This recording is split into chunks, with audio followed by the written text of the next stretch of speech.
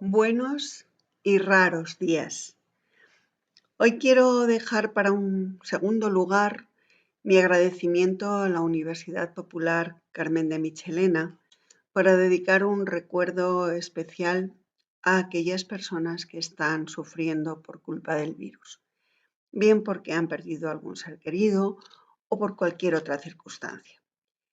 Y desear a todos salud y paciencia. Ahora sí. Muchas gracias a la universidad por interesarse siempre por mi trabajo. Esta conferencia es el resultado de una petición de la Sociedad Geográfica Española de escribir sobre las visitas a jardines que estaba realizando con sus socios. Cuando hace unos días Eloy de la Universidad Popular me pidió una conferencia para el confinamiento, pues le conté lo que estaba haciendo y le pareció un tema muy interesante y muy bonito.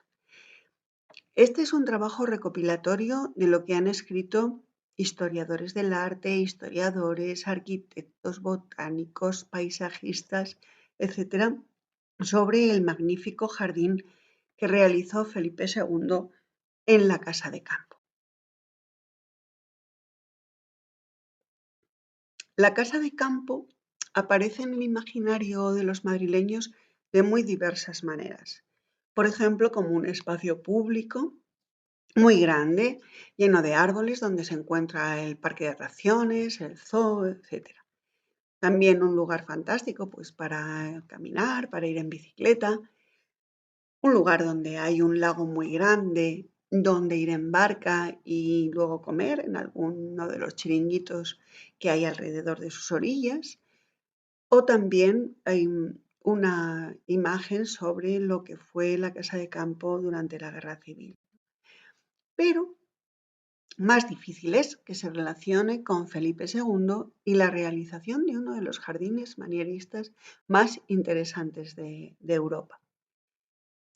Felipe II instala la corte en Madrid en 1561. Él era un buen conocedor de las ciudades, los jardines y la ordenación del territorio, tanto por los italianos como por los flamencos, porque desde 1548 Carlos I le había enviado a hacer un viaje y había estado por Alemania, había estado por Italia, había estado por los Países Bajos, etcétera, ¿no? Además, él fue huésped del almirante Andrea Doria en la villa que tenía en Fásolo, que era una villa extraordinaria, muy famosa por sus vistas al mar. Aquí ven que está situada en una colina. Esta estaría cogida desde el puerto de Génova, donde la villa se organizaba con unos jardines espectaculares, donde eran famosos pues, todos sus juegos de agua, sus estatuas, etc. Pero no solamente Felipe II había viajado por todas partes, sino que esta relación entre las cortes española e italiana era constante y hay una gran permeabilidad de influencias en el arte de crear jardines. Este es el jardín de Pratolino. El jardín de Pratolino en uno de los lunetos de Utens que va a realizar en 1569 el hijo, Francesco I, el hijo de Cosme de Medici y de Leonor de Toledo. Este jardín que va a poner en marcha Francisco I es un jardín que es un reto muy importante porque lo va a querer construir en una colina muy complicada, donde el agua hay que traerla de muy lejos, donde hay unas pendientes muy fuertes, donde hay unas arboledas que no le interesan, donde va a tener que construirlo todo.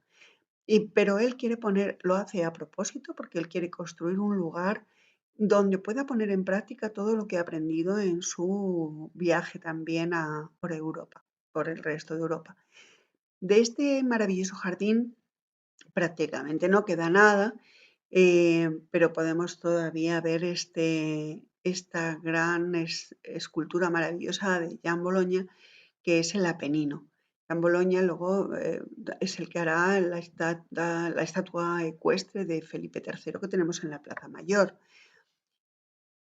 Antes de hacer este jardín, Francisco había venido había estado en España, viajaba por Europa y había visto muchas cosas por Europa y había llegado a España en la corte de Felipe II, ya siendo rey, entre 1562 y 63. Él estuvo viendo todo lo que Felipe II estaba construyendo. Conoció el Palacio del Pardo y todas las obras que se estaban haciendo en la gruta. Este es una pintura del siglo XVII con Felipe IV, pero Felipe II estaba ya estaba reorganizando este jardín. Conoció también lo que estaba haciendo en Aranjuez. Estaba viendo lo que Juan Bautista de Toledo y Juan Herrera cómo estaban intentando contener las aguas del Tajo, que cuando se desbordaba causaba grandes problemas. Estaba viendo cómo se estaban haciendo todos los paseos arbolados del jardín de la isla, que estaba siendo un jardín maravilloso donde se cultivaban especies exóticas que se traían del Nuevo Mundo y de muchísimos otros lugares. Conoció la Casa del Bosque o Palacio de Balsaín y todas las labores que estaban haciendo Hansen, que luego trabajaría en la Casa de Campo, pues el reservorio de agua, los estanques, el acueducto, las fuentes, también esculpidas por su hermano, en fin. Estuvo presente en la colocación de la primera piedra del Escorial y conoció también la fuente rústica que estaba haciendo Felipe II en la Casa de Campo. De manera que había ahí un montón de sabiduría que iba de un lado para otro. El jardín renacentista es un jardín que tiene sus bases, entre otras, en la red edificatoria de Alberti. En esta obra, las villas se asocian al aire libre y al paisaje, pero también dice que la villa debe tener un jardín y que ese jardín tiene que tener unas características determinadas. Por ejemplo, las estructuras vegetales y las formas vegetales tienen que ser geométricas. El agua tiene que estar en todas partes de mil maneras, con surtidores, con agua que se oculta, con estanques, de mil maneras, con juegos de agua. En la estatuaria y referentes constantemente a la antigüedad clásica y una gran innovación, que es la relación con el paisaje, la apertura visual. Esta es Villa Castello de Cosme de Medici, que hace en 1537, pintada también por Utens, es otro de los lunetos. El Renacimiento hizo de los jardines un arte que situó entre la arquitectura y el paisaje. Y de hecho, bueno, este es otro jardín anterior que hace Bramante, empieza Bramante para Julio II, en los jardines del Belvedere del Vaticano, donde se estructuran 3 terrazas con las visuales. Bueno. De hecho, lo que hablábamos antes, el jardín se considera una tercera naturaleza. Cicerón había hablado de una primera y una segunda naturaleza, y dos humanistas a mediados del siglo XVI, como son Taello y Bonfadio, acuñan el término de terza natura para definir los jardines, como una unión de arte y naturaleza. La primera naturaleza que decía Cicerón eran las montañas, la naturaleza salvaje, montañas, ríos, lugares con animales salvajes, etc. Detrás de una cerca se extendería luego la segunda naturaleza, que serían los espacios cultivados o las infraestructuras hechas por el hombre. Y la tercera naturaleza sería ya el jardín ordenado y artístico. El Renacimiento marca una nueva relación entre el hombre y el paisaje circundante. El jardín debe dejar de ser cerrado y sin perspectivas, se abre al paisaje, se expande la mirada y esta apertura visual no implica que el jardín no siga siendo un lugar, un reducto exclusivo y cerrado. En España se seguían haciendo los jardines siguiendo el modelo islámico, cuya influencia se mantendría luego en el Hortus Conclusus medieval.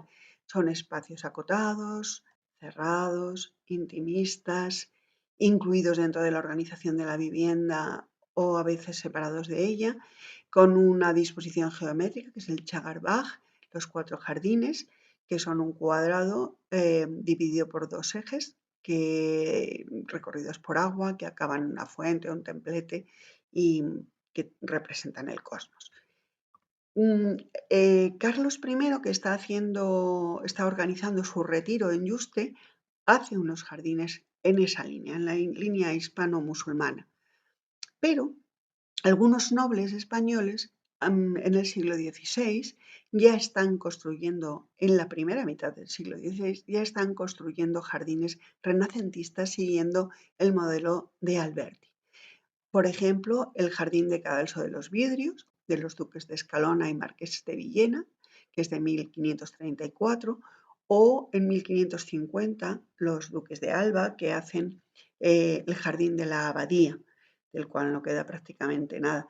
Un poco más tarde, después ya de empezar la Casa de Campo, los duques de Béjar hacen el Jardín del Bosque en Béjar.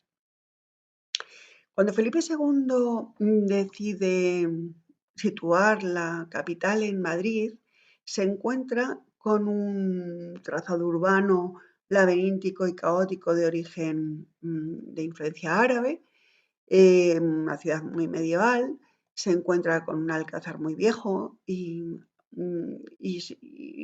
con cosas que no se parecen en nada a lo que él ha visto en las casas los palacios de los príncipes renacentistas o los territorios ordenados que ha visto en Italia, ¿no? Por eso su mirada se vuelve hacia el espacio al otro lado, que es donde está el río y donde está la posesión de los Vargas, que empieza a encontrar como un lugar idóneo pues para edificar la villa, una villa modélica al estilo de las cortes italianas. Claro, la dificultad que tiene para cambiar la morfología de la ciudad hace que él eche la mirada hacia el otro lado, hacia la naturaleza más próxima, que es el río y su vega. Y así se hace la primera vista desde la otra orilla del río del Alcázar. Vengaerde en el año 1562 realiza justo esta vista donde aparece ya el palacete de los Vargas cuando están a punto de comprarse sus tierras, esta posesión. Se podrían haber hecho aquí los jardines, pero el desnivel es muy grande, la llevada del agua difícil, eso va a esperar. Felipe II lleva a cabo, siguiendo este ideario renacentista, la ampliación y la estructuración de los sitios reales que tienen su origen en la Edad Media. Su función pasó a ser diferente, de meros cotos de caza y zonas de ocio. Él los organizó, lo que hizo fue constituir una serie de espacios de poder repartidos por el reino y que permitían la articulación del territorio. Dentro de esa red de sitios reales estaba la Casa de Campo, que tenía que tener una continuidad con el Real Sitio del Pardo, el Bosque Real Sitio del Pardo, para lo cual se plantó una serie de hileras de árboles que comunicaba ambos espacios, en la ribera del Manzanares. Dentro de esa casa de campo que conocemos ahora, la parte que Felipe II empieza a llevar a cabo es, en este Real Sitio, es esta zona. Esta zona es la posesión de los Vargas y otras fincas que va comprando también. Es la zona más llana, a una altitud de unos 600 metros, y hay un desnivel pequeño entre el río y la casa, eh, entre el río Manzanares y el arroyo Meaques. El resto de la casa de campo se va comprando paulatinamente a lo largo del tiempo y él, claro, va a tener este panorama, ¿no? El alcázar aquí, la salida de la muralla por la Puerta de la Vega, en la zona de las huertas y los molinos del Manzanares, el puente de la Segoviana y la Casa de los Vargas con la futura Casa de Campo. ¿Qué hace? Pues Felipe II, siendo todavía príncipe, él quiere comprar la Casa de los Vargas, la posesión, pero encuentra unas cuantas dificultades, por lo cual, siendo todavía príncipe, él empieza a comprar posesiones en toda la zona entre el puente de Segovia, también en la Cuesta de la Vega, hasta la posesión de los Vargas. En 1562 consigue reunir los terrenos que tenía la familia de los Vargas, esa finca, y bueno, ahora tiene que llegar hasta allí. Su camino más recto sería este, pero en realidad aquí ya hemos visto que hay una pendiente muy grande y un puente inexistente. Así que para un recorrido de representación, la manera de ir es desde el Alcázar por la Puerta de la Vega hasta el puente de Segovia y por el puente de Segovia subir por la otra orilla del río hasta la Casa de los Vargas. Parece ser que cuando Felipe II se movía solo, pues para ello pues acortaba por la zona de lo que se llamaban los corredorcillos del Alcázar, que le había hecho Juan Bautista de Toledo con un puente de madera que podía cruzar. Si iba a caballo, iba con poco séquito. Este es el puente de la Segoviana, ya cuando se ha hecho nuevo, porque en época de Felipe II hay un puente de madera que además se lo lleva una corriente antes de que en el año 1565.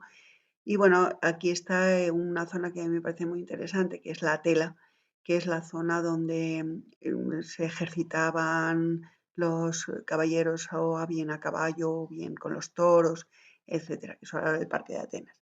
Realmente no hubo una conexión clara desde el Palacio, en este momento ya Palacio Real, hasta el Palacio de los Vargas, hasta José Bonaparte, que es el que encarga a Juan de Villanueva que le haga un pasadizo, un túnel, para poder escaparse del palacio y llegar sin que le vieran mucho los madrileños por un puente también de madera, hasta la Casa de los Vargas.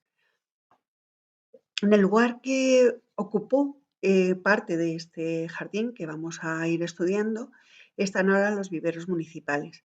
Se conserva la construcción muy reformada de lo que fue el Palacio de los Vargas. He puesto aquí también la Galería de las Grutas para que sepan dónde está, de lo que hablaremos luego.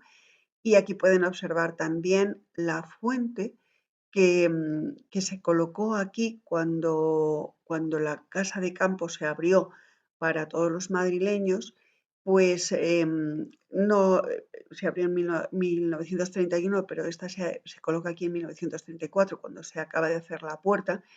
Y es una fuente interesante porque es una fuente que conmemora la traída de agua a Madrid. Estaba en San Bernardo para hacer esta conmemoración, luego se llevó a la Puerta del Sol y finalmente desde la Glorieta de Cuatro Caminos el último traslado ha sido este. Esta es el Palacete de los Vargas en época de Carlos I, cuando el Alcázar todavía no había sido modificado. Y esta es la Casa de los Vargas justo el año en que Felipe II va a comprar esta propiedad. El Palacete de los Vargas se queda como está prácticamente, hay una serie de reformas, pero no se tira la construcción. Juan Bautista de Toledo la aprovechó y dejó esta serie de galerías, de dobles galerías de medio punto, que son las logias que dentro del Renacimiento, del jardín renacentista, tienen un significado interesante porque tienen el significado de que esto es una vivienda campestre y de carácter lúdico. Es la forma que se pasa del interior a la zona de entorno natural, ¿no? Esta es la casa en la actualidad. Estas logias en realidad también existían En el jardín islámico son los pórticos que unen el interior con el patio, el jardín. Y lo que intenta Felipe II con estos reales sitios, pues es integrar naturaleza con arquitectura, con ingeniería, eh, con jardinería, todo. Y siguiendo cánones, inspirándose en la antigüedad clásica. Esta es la casa con varias de las reformas que se han hecho y la casa de campo que realmente se convirtió en una villa clásica con un jardín exquisito, exquisito. Un jardín que resaltaba la figura de un rey culto y poderoso. Em, claro, Felipe II son muchos Felipe II a lo largo de su vida y tenemos que tener en cuenta que este jardín, esta villa, se hace en su juventud. Estamos muy lejos todavía del Felipe II de la Inquisición y otros momentos. Él es un hombre culto. De hecho, Juan Bautista de Toledo y él se llevan fenomenal. Y, y Juan Bautista de Toledo pudo llevar a cabo todas las teorías de los grandes arquitectos y de los grandes urbanistas, como Plinio, como Vitruvio, como Alberti, como Serlio, y pudo hacer de este lugar una zona para el goce de la naturaleza. Claro, denota poder y lo iremos viendo, y cultura. Este es un mapa del siglo XIX, de 1808, pero me gustaba porque tenía se veía muy bien aquí este jardín y lo que quedaba todavía en el XIX de él. Em, en este lugar, en esta concepción de Real Sitio, van a participar personas de alto interés. El arquitecto Juan Bautista de Toledo se forma en Italia y viene imbuido de estos jardines y de estas villas renacentistas. Juan de Herrera le sucede. Parece que antes había trabajado Luis de Vega, pero no era la misma historia. Vienen los grandes ingenieros holandeses y flamencos, como Hansen Molen, los escultores italianos, como Bonanome o Sormano, jardineros como Jerónimo de Algora. Felipe II trae cosmógrafos, trae matemáticos de Italia, de Flandes. El jardín se estructura con una jerarquía. Se sigue un eje al estilo de los jardines italianos que pasan por la casa, por la loggia al jardín de cuadros, del jardín de cuadros a la arboleda y de la arboleda a la huerta. Y aquí hay que hacer un giro para llegar al bosque, a la naturaleza. En medio de ese eje, pues en el siglo XVII, rompiéndolo, se pone la estatua ecuestre de Felipe III. Realmente se genera todo un espacio unitario renacentista que va de una naturaleza muy domesticada a una naturaleza salvaje. Em, Eso se hace con un eje principal, pero que este eje principal no culmina en el bosque, que es lo que tendría que hacer. Pero, ¿qué ocurre? Pues que ahí está el río, por ahí no se puede seguir. Y por otra parte, la entrada es obligada desde el puente, el camino de representación viene desde el puente de Segovia, a través de un camino, un paseo arbolado. Claro, entonces ese eje que es el principal, ¿qué pasa? Que se hace un giro y se hacen unos ejes transversales que son los que van a comunicar esta parte del jardín cada vez menos domesticado con el bosque de caza. Esto ya tiene también ahí un puntito de los jardines islámicos, estos giros. Este es el cuadro que va a hacer Félix Castelo de la Casa de Campo en el siglo XVII, en el cual se ve muy bien todo esto que vamos a ir desgranando ahora. El jardín de cuadros es la zona más cercana a la villa, a la casa. El jardín de cuadros es un jardín con 8 cuadros, repetidos como si fueran módulos autónomos. Cada uno de ellos tiene metidos en un trazado ortogonal. Cada uno de ellos tiene es diferente y crea un espacio abstracto y continuo donde se pierden las referencias espaciales. Esto es muy importante porque lleva a una introspección. Dentro de este jardín hay influencias del jardín hispano-musulmán, flamenco, italiano, en todos los detalles de la ornamentación. Por ejemplo, aquí tenemos la influencia musulmana. Fuentes bajas de azulejos y ladrillo en el centro. Macetas que son de origen romano, que están en el jardín hispano-musulmán. La influencia flamenca la podemos ver en los parterres cuadrados y compartimentados, rebajados hasta el suelo, no por debajo del suelo, como sería un jardín hispano-musulmán, y rodeados de boj, y también lo encontramos en estas vallas de madera que luego podemos ver en los jardines medievales. Y la influencia italiana, pues la podemos ver en la loggia y la podemos ver en la gruta, en los juegos de agua, en las fuentes, en las esculturas de dioses mitológicos. Aquí está Neptuno. Lo que hay ahora, donde estaba este jardín de cuadros y el comienzo de la arboleda, el siguiente, es el vivero, y este jardín de cuadros lo que tenía eran pues muchos escudos aquí hechos con distintos tipos de hierbas y de plantas. El segundo paso es la arboleda, las arboledas, eran tres. Esta zona representa el tránsito entre esta arquitectura y la naturaleza. Son tres arboledas separadas por empalizadas entre ellas y también del jardín de cuadros y de las huertas que va a haber detrás. Y ahí tenemos la Galería de las Grutas y esta arboleda va a estar adornada y ornamentada con una fuente magnífica que es la Fuente del Águila, en una plaza ochavada con bancos y también en el paseo transversal con otras fuentes de taza. Luego ya en el siglo XVII se coloca la estatua ecuestre de Felipe III. Este jardín es muy interesante porque deja de ser el jardín bajo, que deja perfectamente que vaya la mirada, aunque se concentre realmente en esa abstracción, pero también permite ver, porque es todo, porque no hay nada que impida la vista. En la arboleda, lo que se hace, que es un tránsito hacia la naturaleza cada vez más salvaje, en la arboleda hay una influencia hispano-musulmana muy interesante, que es esta especie de pantalla arbórea. Es un jardín organizado, es un jardín cerrado, perfectamente compartimentado,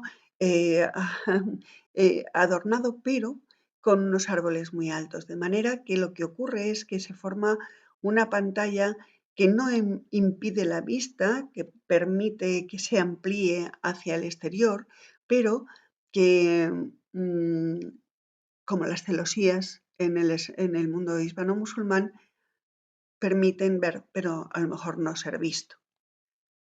Esta fuente del Águila es una fuente que se hace, parece ser, en época de Carlos I, porque está rematada, son 4 tazas, y rematada la última con el águila bicéfala de Carlos I. Está en el Escorial. Y la escultura que se pone, la estatua que se pone después de Felipe III, la hace Jan Bologna y Pietro Tacca, que Pietro será el que haga, Jan Bologna es el del Apenino, ¿recuerdan? Y Pietro Tacca pues es el que va a hacer luego también la estatua ecuestre de Felipe IV que hay en la Plaza de Oriente. Esta pasará a la Plaza Mayor en el reinado de Isabel II, es una estatua en bronce dorado, tiene una pata levantada, luego Felipe IV ya saben que tendrá las dos, con un pedestal magnífico de mármol que este se ha perdido. En la Galería de las Grutas se coloca justo en el paso desde el jardín o la terza natura hasta el bosque o prima natura. ¿Qué es esto de la Galería de las Grutas o lonja? Pues la Galería de las Grutas es un muro. En principio es un muro de contención porque esta zona está más elevada y puede haber corrimientos de tierra. En segundo lugar, es un muro de protección, porque aquí hay animales salvajes y para que no entren en el jardín. Y en tercer lugar es un muro de ocultación de vistas para que la familia real pues, pueda estar tranquila. Esta galería es muy diferente en el lado que da al espacio de naturaleza salvaje que al que da al jardín. Por un lado es un muro sin más y el interior está perfectamente decorado, preciosamente decorado. Es esa dualidad del jardín entre artificio y naturaleza. Por dentro, bueno, esta es la gruta de Pontalenti en los jardines de Póvoli, pero la gruta que tenía la galería de Felipe II tenía también esculturas como esa Venus o decoración con conchas y caracolas como las que vemos aquí, pinturas, etcétera. Una gruta es un lugar de misterio. Es el lugar donde el espíritu se divide entre el temor de penetrar en ella o el placer de desvelar el misterio que hay dentro. En el Renacimiento también representan la cara oculta del saber, es decir, es el mundo de la alquimia, es el reino de la alquimia. Esta es la maravillosa gruta que hace Cosme de Medici en Villa Castello, que es la gruta de los animales. Villa Castello fue considerada como una de las cosas más bellas que podían verse en Europa. Felipe II encarga a Bonanome y a su hermano la realización de la Galería de las Grutas. Es un ninfeo que tiene relación con la naturaleza que se va a encontrar al otro lado de ella. Es una gruta que se hace de ladrillo, con unas bóvedas, como ven, rebajadas, muy renacentistas, con pilastras también de granito, con las basas de mármol, y con un interior, es una planta rectangular dividida en 5 pequeños tramos o estancias, donde están las esculturas y las decoraciones. En la galería de las grutas se conservan los restos arquitectónicos de una construcción única en Madrid, en nuestra ciudad, y uno de los pocos ejemplos de España. Este es un lugar dominado por el agua y por la piedra. Es el mundo del mineral. Se colocan piedras que estén en zonas subterráneas. Por ejemplo, la piedra pómez relacionada con el fuego de los volcanes, ¿no?, del interior, o las estalactitas y estalagmitas propias de una cueva, del interior de una cueva. Se decoran con conchas, con animales marinos, agua y piedra, y hay una serie de hornacinas donde se supone que estaban todas estas esculturas de las que estamos hablando, incluidas unas que había vertiendo agua que simbolizan en 4 ríos. Em, Esta galería, ahí está Neptuno, se llamaba también la fuente rústica, mm, que estaba dedicada al dios de las aguas y acompañado Neptuno por Venus y por Diana. Ahí están pues su hermano haciendo las esculturas y Bonanome pues haciendo los nichos, las paredes, todo lo demás. Les pongo esta galería también manierista de unos años después, del siglo ya XVII, eh, porque realmente les puede dar una idea, a lo mejor de la belleza que podía tener esta Galería de las Grutas, ¿no?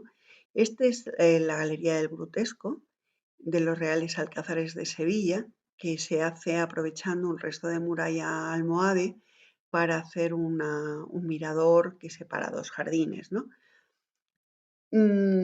La palabra grutesco parece que hace alusión a cosas que han sido halladas bajo tierra, porque cuando empieza a hablarse de grutescos se está sacando lo que hay se está excavando la Domus Aurea de Nerón en Roma. Em, Estas cosas que salen de bajo de tierra llaman la atención algunas veces no por su belleza, sino por la rareza. Son quimeras, son esfinges también relacionadas con el mundo de Egipto, que los romanos también tenían ahí, cogían muchas de estas cosas, monstruos, monstruos alados con cabezas de mujer como esta, sirenas, etc. En definitiva, era el mundo de los fantasmas del origen. Esto es Bomarzo, el bosque de Bomarzo. Esta es la Galería de las Grutas en el estado en que se encuentra actualmente, que están recuperándolas, ¿no? Luego en el jardín había otros pabellones como la sala del mosaico, la sala de burlas, donde de forma inesperada pues el agua podía saltar de repente y mojar a los visitantes. Y de estas bosquetes, a través de la galería de las grutas, se llegaba al bosque de caza. Separado del jardín ya se entraba en la naturaleza. Este espacio de naturaleza salvaje también está lleno de significado, porque habla de un viaje iniciático en busca de la sabiduría. Polifilo nos habla de esta idea en su libro El sueño de Polifilo, en la que el individuo pues, tiene que recorrer un espacio mágico que está lleno de vegetación, y esa vegetación representa el caos, y el individuo tiene que salir de ahí. Desde otro punto de vista más práctico, pues había un problema en esta zona que era el control del agua. Había que regular y había que controlar el agua y había que organizarla. Uno de los principales problemas eran arroyos, los arroyos como el Meaques, que, que cuando se desbordaba causaba grandísimos daños porque pasaba muy cerca de la casa. Entonces ahí están Hanson y Müller desarrollando un programa hidráulico que controlaba este arroyo y otros mediante una serie de diques, de estanques, etc. Por otra parte, había que llevar el agua hasta el jardín para que regara todas las nuevas plantaciones, y de ello se encargaba Jerónimo de Algora, que preparaba todos los caños para llevar el agua a las fuentes. Hanson y Müller trabajaban a las órdenes de Juan Bautista de Toledo y construyeron 5 estanques que recogían agua del arroyo Meaques y de manantiales. Ahí falta uno de estos, el que luego se llamó el estanque de la Higuera. Los demás son el norte, el Longuillo, Medio y Grande, que estaban separados por medio de diques que seguían las técnicas absolutamente holandesas, que eran los grandes expertos, ¿no? Y estaban comunicados por canales, rodeados después por vegetación, por árboles que se habían traído desde Aranjuez, entre otros lugares. Además, en medio de los estanques había islas y luego se criaban por allí pues cisnes, ánades y otras aves. Estos estanques servían para regular las aguas, pero también eran criaderos de peces. De hecho, luego estos peces, esta crianza de peces se arrendaba. De hecho, Hanson fue uno de los que arrendó y sacaban de ahí pues, buenos beneficios. Además tenía una función lúdica, ya que ahí se celebraban naumaquias, se podía nadar. Esto es muy típico también del jardín islámico. Todos los estanques servían para que miembros del ejército del sultán pues pudieran hacer sus ejercicios de natación y navegar por ellos en barcas o en galeras pequeñas. Nuestro actual lago pues procede de la unión de estos estanques. Hanson realizaría no solo estos estanques, a él se le debe también el mar de Ontígola, que se hizo para alimentar los jardines, las fuentes de los jardines de la isla, en Aranjuez. Hizo también, como hemos visto, el reservorio del Palacio de Balsaín. Y luego también hizo los estanques de la Fresneda, en el Escorial. los maravillosos estanques. El jardín estaba lleno de plantas, de árboles de todas partes, con muchos frutales y flores, lo que se llaman simples también, que eran hierbas, plantas aromáticas y flores, y venían de todas partes, venían de Flandes, venían de Italia, venían del Nuevo Mundo, venían de otras partes de España, venían de muchos lugares. Y además tenía otra serie de edificios, como este que tienen aquí, que es la Faisanera.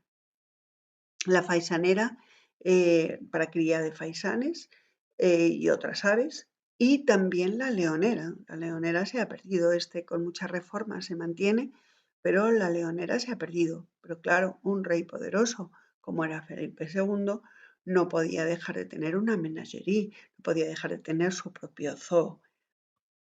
Este es el aspecto del reservado con los plátanos, que muchos de ellos proceden del siglo XIX. Y para finalizar, una zona separada del reservado de la zona de Felipe II, del complejo renacentista, era la Huerta de la Partida. La Huerta de la Partida eran tierras también de cultivos, de huerta y de árboles frutales, que estaba vinculada a la propiedad de los Vargas y que Felipe II también compra. Ahora es un espacio ocupado por una plantación de olivos y de almendros, etcétera, que está ahí en las proximidades de la Casa de Campo, entre la Avenida de Portugal, cerca de la Avenida de Portugal, y que se recuperó cuando se hicieron las obras de Madrid-Río.